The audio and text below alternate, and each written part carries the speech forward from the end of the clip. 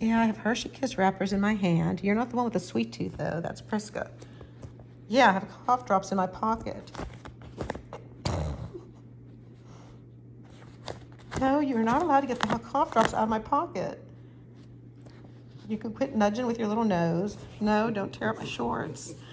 This is ridiculous. You have such a good nose. You just came along and started nudging my pocket just because I have cough drops in it. And then you're like, oh, I can smell you have Hershey Kiss wrappers in your hand too, Mom. And who knows where this chair has been. Daddy found it in the garage for the fireworks for me to take with me. Who knows where it's been? Who knows what you could smell? You have such a good nose, Mr. Dabi. Right, Daddy? Mm-hmm. Are you going to leave my cough drops alone now, Dabi? He says, yep. On to something else. On to something else.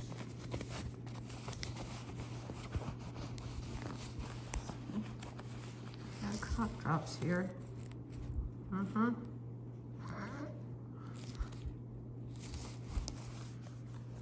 And he just knew they were in there because he came along and started nudging my pocket. What's he got there, the antler? Mm-hmm.